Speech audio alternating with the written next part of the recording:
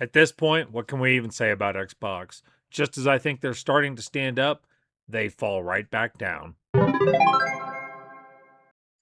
Hello, my friends, and welcome back to the channel. As always, I am Jonathan, your host here at QuickBird Gaming, and I appreciate you tuning in for this week's episode of QuickBird News, where we round up all the news that's fit to talk about for the week. For this week, we're talking about the 8th through the 14th of June, and just like every other week, we've got a whole array of stuff to talk about, things that have gone on this week. We got news on Ubisoft continuing their spiral, circling the drain. Got some news on Elder Scrolls 6, maybe, although I wouldn't put a whole lot of faith in that. Some stuff from Nintendo, Valve, just a whole array of things. As always, every story I do discuss is time-stamped in the description bar down below. So if you're looking for something particular, scroll down there, scan the stories, and jump to something that interests you. Before we get to any of that, however, we got to talk about Xbox. And like I said, a couple weeks ago, it sounded like the new CEO, Asha Sharma, was making some positive headway. But then this week happened. So let's get into it.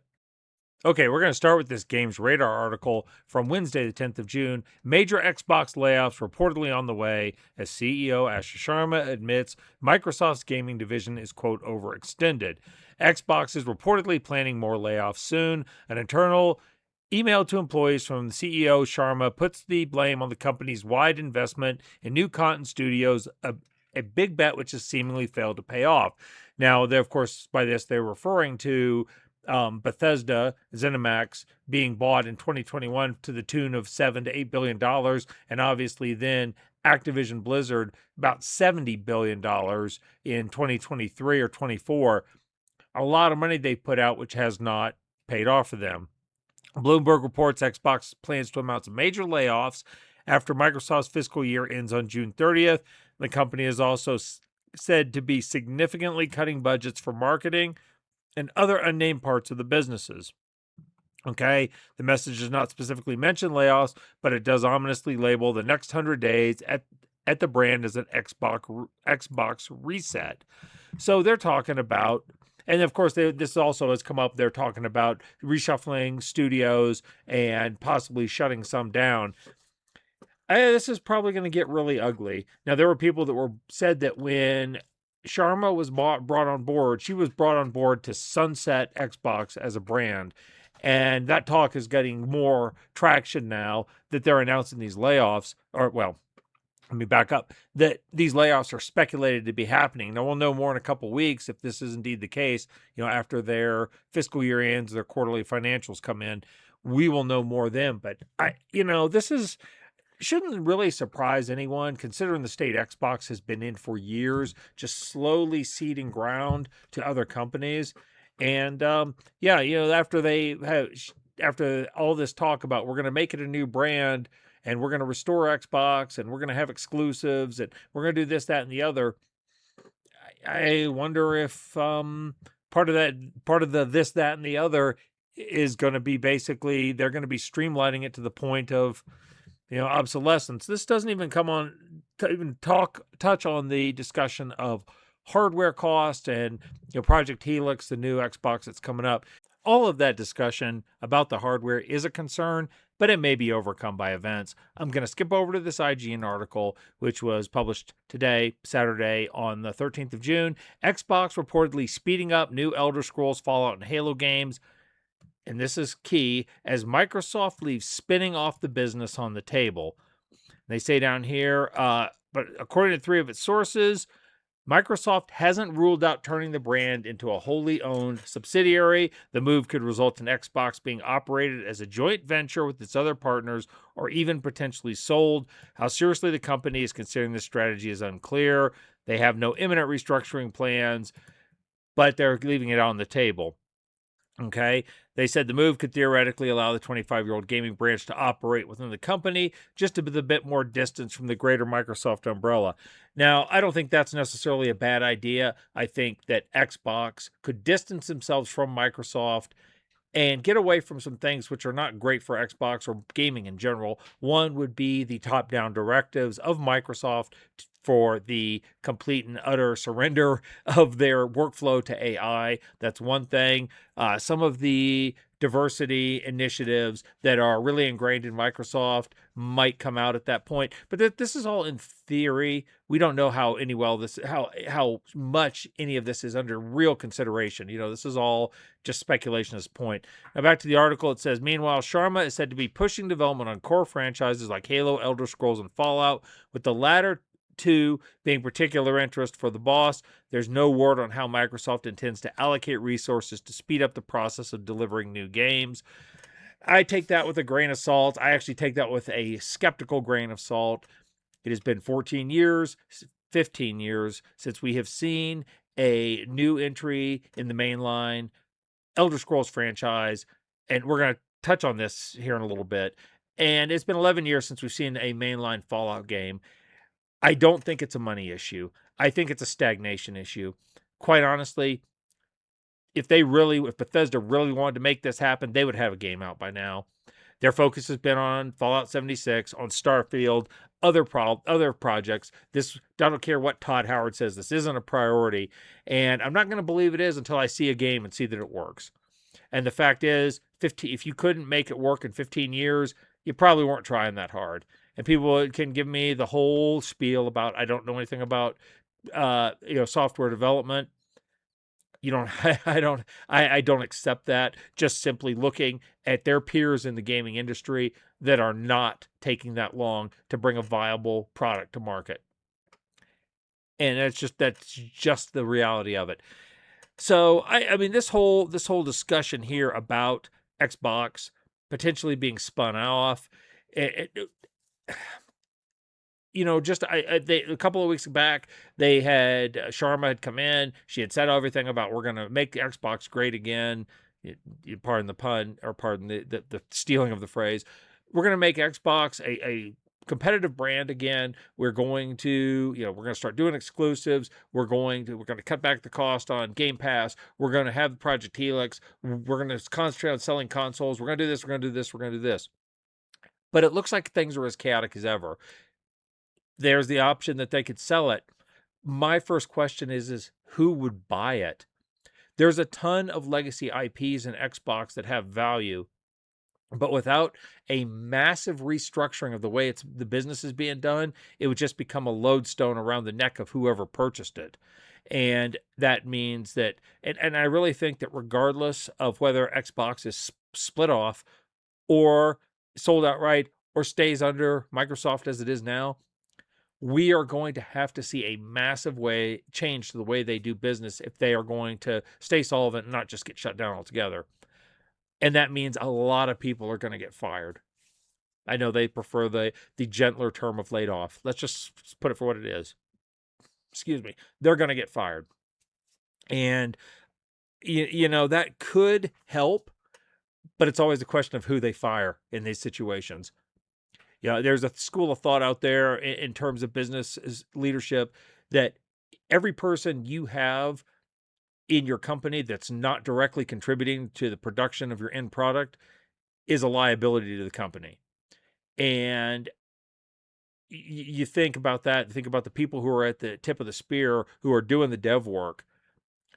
Are they going to be the ones that get fired? Or are we going to see a lot of middle managers and consultants and media people and social media managers? Are the people like that whose job is only kind of peripherally involved in making the products better? Are they going to get fired? Or are we going to see a bunch of devs shipped out the door? Based on past history, I think we both know the answer to that. And so I don't know what's going to happen to Microsoft, but I think the chaos is going to continue. Okay, we're going to leave Xbox alone for a minute. We're going to go pick on their competition. So I'm going to start with this Insider Gaming article from Tuesday, the 9th of June. Destiny 2 fans break servers and Marathon's peak player count in final update. The dreaded day has arrived as Destiny 2 received its final ever update with the Monument of Triumph, and that was on Tuesday the 9th. Fans have already turned up in droves to bid farewell to the game, and in doing so, they've smashed Marathon's peak player count, and so on. According to SteamDB, Marathon's peak player count was over 88,000, but at the time of writing, 20 minutes after the update, Destiny 2's is over 100,000, still rapidly climbing, at least until it crashed. Now, this next point is key for this. I know SteamDB is not the end-all be-all, but it is a metric. And it's important in this case for this reason. It's worth once again reiterating that a high percentage of Marathon's player base is also on Steam, while the opposite can be said for Destiny 2, which has a high console player base. Now, bearing that in mind, the fact that the majority, and this has been reported for a long time, that most of Marathon's players are on PC. Here's what Marathon looks like after, this is on the 13th of June, Saturday night. You got 13,000 players. Now, this was after they had their free week, which was supposed to draw players in. And I'll go back to the month, and you can see that they were hitting 11, 11, and 12, and they're back down to 14, 13. They're almost back to where they were. And this was after their Season 2 also came in on the 2nd of June. And they had their free week, and they've just tailed off again. There's no retention there. Now, and like I said, PC is where the majority of people are playing Marathon. Now let's look over at Destiny. Here's Destiny 2 right now, 136,000 players, and this is not on the majority platform. It got as high as 106, looks like 65, 166 when after they released that update and got some of their technical issues ironed out. Look at that, it shot up, and it stayed up over 100,000 every day since. Sony, you backed the wrong horse. You are, Destiny, it will tail off again as people play through the new content over time. I think in the next couple of months, you'll start to see the player counts drop again. You're not going to see a corresponding player count go up with Marathon. You're just not. I'm not saying that it's a bad game. I can't say it because I've never played it. I don't know if it's a bad game, but by and large, it has not been embraced by the player base. That is just factual. And if you love Marathon, I that's great. I feel bad for you because this game is probably just not going to survive. They just don't have the player base to keep it rolling. They probably could have had the player base in Destiny 2 if they had kept updating it and doing some things that they wanted for players. And the fact I've seen many people coming out and saying, look at all this stuff in the final update we've been asking for years. They could have done it all along. They just didn't. I have no idea. Like I think I said last week, I don't know who's making decisions over at Sony. But, going back to the Xbox article a minute ago, maybe they should be fired along with all the people Xbox is going to lay off. The people making decisions at Sony need to be replaced too. Well, I might as well go for the console trifecta with this one. And I'm just going to say up front, yes, I understand Nintendo is an incredibly popular and successful brand. I know they have millions of fans, and I know they are probably the strongest, most successful gaming company in the world. Okay? I acknowledge all that. None of that invalidates what I'm about to say.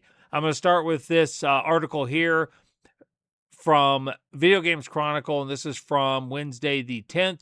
Nintendo knows fans will pay. The new Fire Emblem is confirmed to cost $80 box. The physical edition is going to be $80.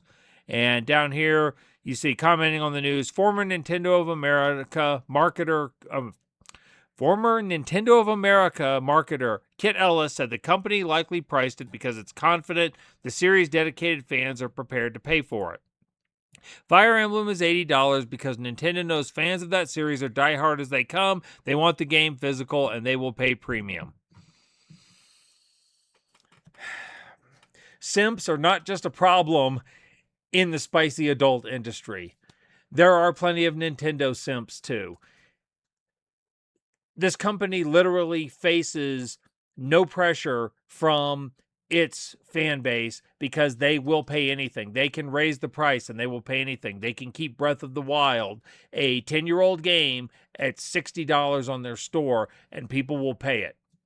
So, Nintendo has no reason to do anything other than be what they are, which in my opinion is a very greedy, rapacious company that is focused only on money. And I said it. I'm not taking it back. That is the only thing they project. They do not project that they give two asses about any of their user base because, frankly, their focus is on cash. That's it. And that's backed up by their litigiousness because they're constantly suing anybody into the dirt that even so much as looks at them wrong. But that doesn't always work in their favor, as I'm going to go to this Games Rant article from Thursday the 11th. Nintendo's Palworld lawsuit is falling apart. Nintendo's patent lawsuits against Palworld developer Pocket Pair may no longer pose a serious threat to the hit survival crafting game. The shift stems from some recent changes uncovered alongside a tentative resolution date for the case. And then that paragraph talks about what happened. According to new public records uncovered by GamesFray, Nintendo and the Pokemon Company amended the relief they are seeking in conjunction with the alleged patent infringement. In other words, they reduced the amount of money and the amount of punishment they're trying to get from this company. And then this talks about the patents that Nintendo, tried to make. In the middle of the case, by the way, these were not they didn't apply for these patents before they started the lawsuit. According to patent analyst Florian Mueller, the amended claims leave Nintendo without a path to securing meaningful relief against the current versions of the game, Palworld, on any platform. And it looks like, just based on what's happened, they are either going to lose this lawsuit, they being Nintendo, or they're only going to win a very reduced claim against Palworld. And I've already seen other people speculating that this is going to open the floodgates for a slew of Pokemon-style games to come out. Good. Nintendo needs some competition. And the sad thing is it really won't be competition because none of these games like Palworld are going to exist in the Switch ecosystem. Nintendo will never let them on the store. But people who don't want to be part of Nintendo, such as myself, and part of their system, can still play these types of games without having to be in it. And I think that's a win. And I frankly think that it's a win for Nintendo to not get their way. This company is way too used to getting their way. And like I said, suing everybody that they come across. Remember, this is the same company that literally tried to sue a supermarket in Costa Rica over the name Super Mario, even though in Costa Rica, the super, in this case, referred to the supermarket, and Mario was the owner's name. Had nothing to do with the game, and didn't use any iconography from the franchise, and they still tried to sue them. Now, fortunately, they lost that one, and I hope they lose this one. I hope Palworld puts the boot right in their face. Okay, I'll get off it now. Well, it's a day ending in Y, so Ubisoft is closing more studios. This article from IGN from Wednesday the 10th, Ubisoft closing 2 more studios amid further cuts and job losses. Development offices in Winnipeg and Belgrade are the latest to be marked for closure. And it says it's expected to impact 380 people. Ubisoft employed more than 20,000 staff in 2023. As of this year, and before today's latest changes, the firm reported that figure was down to 16,600, so it'll be about 16,200 after these layoffs. I mean, what can we say at this point? Ubisoft still employs 16,000 people and can't seem to get a lot of quality products out the door. Contrast that with something like Capcom, which employs around 4,000 people and is just on a, as the kids would say, a generational run right now. Ubisoft released, Star Wars Outlaws 2 years ago. It didn't do great. They released AC Shadows last year. I don't think it did all that great. And that's why they had to sell off a bunch of properties. It feels like right now they're going to release Resynced in about 3.5 weeks from the posting of this video. God help them if this game has technical problems. I think content-wise it'll be okay if they kind of cleave closely to what Black Flag was before. But if it's poorly optimized, if it has a lot of crashes and that kind of stuff, it's not going to go well. The next AC game, Hex, has been pushed off to who knows when. I read today, it's not mentioned in this article, but I read today the next Ghost Recon has been delayed, will not be out until at least next year. And who knows with Far Cry, there's not a lot of information on that, but nobody's expecting to see it until next year. I think the only other thing that Ubisoft has, in the bullpen coming up is the Rayman's Legend release. I think it's slated for October, and I know some folks are happy about that. But they just don't have a whole lot going on, and the stuff they have is not all that interesting. Hope Tencent feel like they got their money's worth. Well, I'm just going to call shenanigans and bullshit on this. A playable version of the Elder Scrolls 6 exists, and apparently it looks amazing. Xbox Chief Content Officer Matt Booty, and that's a name, watched Elder Scrolls 6 in action during a visit to Bethesda and said it's coming along well. He had been doing the rounds following the Xbox Game Showcase, hyping future releases. He was asked about Elder Scrolls 6 being notably missing and providing an interesting answer that told us more about the game's development. And he says in an interview given Variety, he did drop a nugget of information. When you show the game, okay, you're giving them a promise of it's coming soon. I can tell you, having visited Bethesda and sat with Todd Howard and seeing Elder Scrolls playing, it looks amazing. It's coming along well. We'll make sure to announce it and really reveal it at the right time. Yeah, this means nothing until we actually see the footage of the game, till we see gameplay footage that's been given to us to consume. Until then, this is all just talk.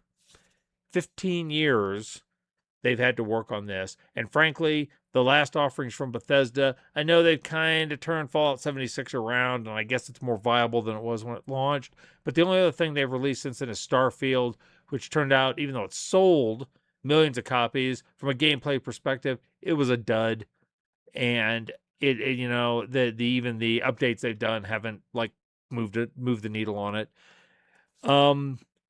I don't, until we actually have something consumable, I don't really put a lot of faith in this.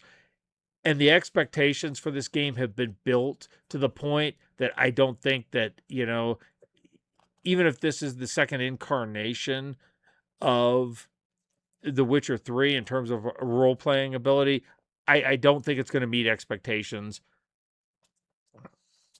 I just don't have a lot of faith. And that pains me to say as a longtime Bethesda fan, but here we are.